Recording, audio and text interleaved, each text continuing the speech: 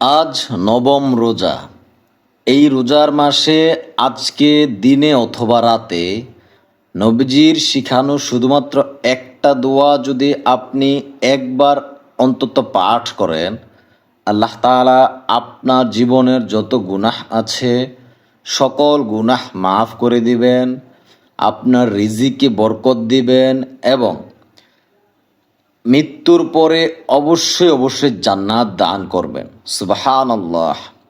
এই দুনিয়াতে চলতে ফিরতে আপনি এই চোখ দিয়ে যত গুনাহ করেছেন, এই কান দিয়ে যত গুনাহের কথা শুনেছেন, এই হাত দিয়ে যত গুনাহ করেছেন, জীবনের কবিরা সগীরা প্রকাশ্যে গোপনে যেই কোনো গুনাহ আল্লাহ তাআলা মাফ করে দিবেন শুধুমাত্র এই একটা দোয়ার কারণে।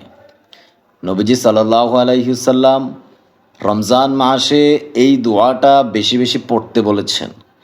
প্রিয় দিনী ভাই ও বোন, ভিডিওটি দেখার জন্য বিশেষভাবে অনুরোধ রইল, সম্পূর্ণ ভিডিওটা দেখে দোয়াটা মুখস্থ করে এখান থেকে যাবেন। রোজার দিনে রোজার ফজিলত অনেক। রোজাদারদের মুখের দুর্গন্ধ আল্লাহ তাআলার কাছে মৃগনাভির সুগন্ধ অপেক্ষা বেশি উৎকৃষ্ট। বুখারী শরীফের হাদিস। তবে রোজা আপনি কিভাবে রাখতে হবে?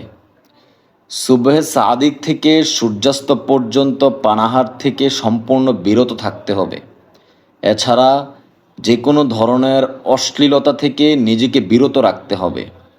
ভোররাতে সাহরি থেকে শুরু করে সারাদিন কোনো কিছু না খেয়ে থাকতে হবে এবং সন্ধ্যায় ইফতারের সময় হওয়ার সাথে সাথেই ইফতার করতে হবে। ইফতারের আনন্দের ব্যাপারে হজরত আবু হুরায়রা রাদিয়াল্লাহু তাআলা থেকে বর্ণিত হাদিসে নবী করিম সাল্লাল্লাহু আলাইহি ওয়াসাল্লাম বলেছেন, রোজাদারদের জন্য দুইটি আনন্দ। একটি আনন্দ হচ্ছে যখন সে ইফতার করে, আরেকটি হচ্ছে যখন সে প্রভুর সঙ্গে সাক্ষাৎ করবে। সুতরাং এই ইফতারের সময় আল্লাহ তাআলার কাছে আল্লাহ তাআলার সাথে সাক্ষাতের কথা বলা হয়েছে। তিরমিজি শরীফের 766 নম্বর হাদিস। রমজান মাসে অসংখ্য মানুষকে আল্লাহ তাআলা জাহান্নাম থেকে মুক্তি দেন।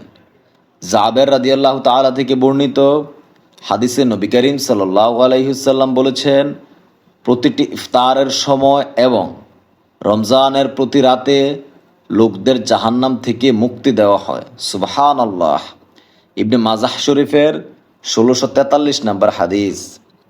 নবীজি সাল্লাল্লাহু আলাইহি ওয়াসাল্লামের শিখানো ছোট্ট দোয়াটা আমি বাংলাতে উচ্চারণ সহ আপনাকে শিখিয়ে দেব ইনশাআল্লাহ। আপনি এখান থেকে শিখে শেয়ার দিয়ে পরিবার পরিজন আত্মীয় স্বজন যারা আছে তাদেরকে দেখার এবং শিখার ব্যবস্থা করে দিবেন। এই রমজান মাস গুনাহ মাফের মাস। আল্লাহ তাআলার কাছে সব সময় এই রমজান মাসে দরজা খোলা আছে। যে কোনো মুহূর্তে দোয়া করবেন, আল্লাহ তাআলা অবশ্যই আপনার দোয়া কবুল করে নেবেন।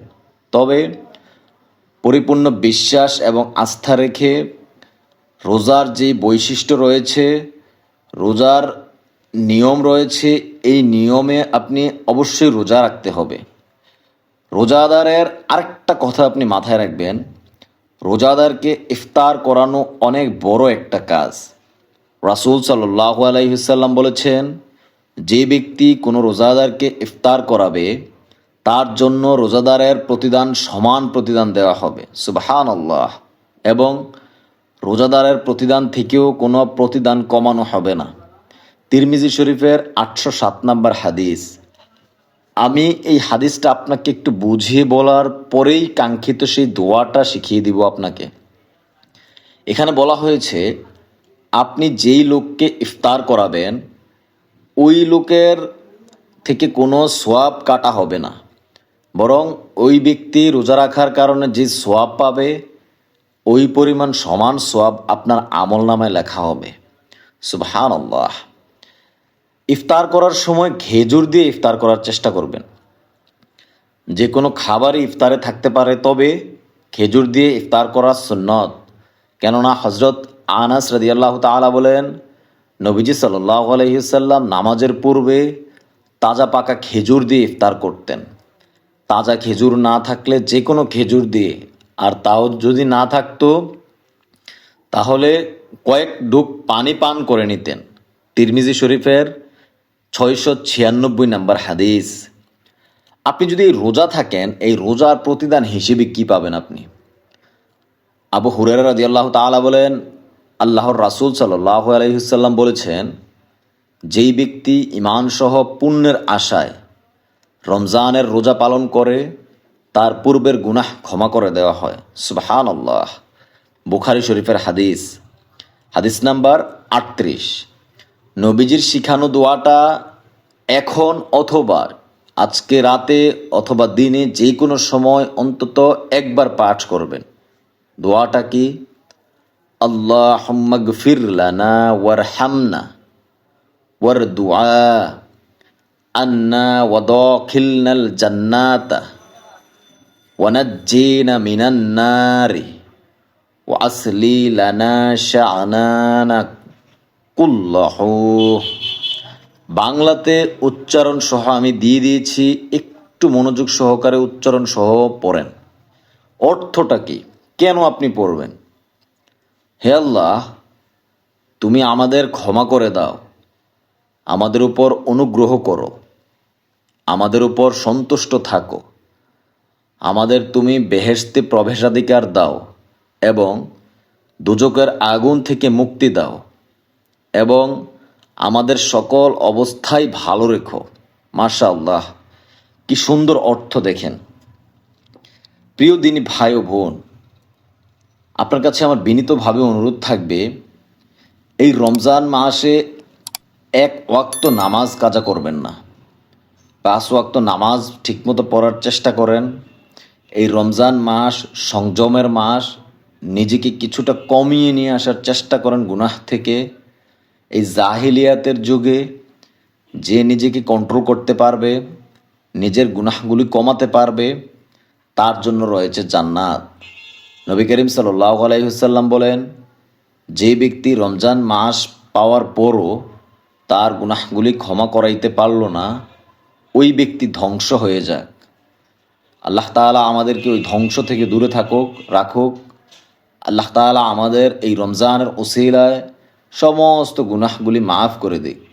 হে আল্লাহ, যারা এই ভিডিওটা দেখতেছে তাদের সকল রোজাগুলি আপনি কবুল করে নিয়েন, তাদের প্রত্যেকটা ইফতার আপনি কবুল করে নিয়েন, তাদের সাহরিগুলো আপনি কবুল করে নিয়েন। রমজানের ওসিলায় তাদের জীবনের যত আশা আকাঙ্ক্ষা আছে, মনের আশা সব কিছু পূরণ করে দিয়েন।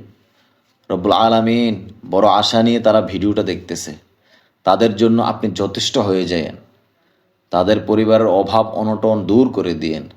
আমিন। দয়া করে কমেন্ট বক্সে অবশ্যই আমিন লিখে যাবেন, কেননা কার দোয়া কখন কবুল হয়ে যায় তা বলা যায় না। আপনার কাছে আমার বিনীতভাবে অনুরোধ থাকবে, আপনি যদি এই চ্যানেলে নতুন হয়ে থাকেন, চ্যানেলটি সাবস্ক্রাইব করে অবশ্যই সঙ্গে থাকবেন। এখানে আমরা ছোট ছোট প্রত্যেকটা দোয়া এবং আমলের ভিডিও দিয়ে থাকি, যেগুলো আপনার জীবনের জন্য সবগুলো গুরুত্বপূর্ণ। ভালো থাকবেন। আসসালামু আলাইকুম ওয়া রাহমাতুল্লাহি ওয়া বারাকাতুহু।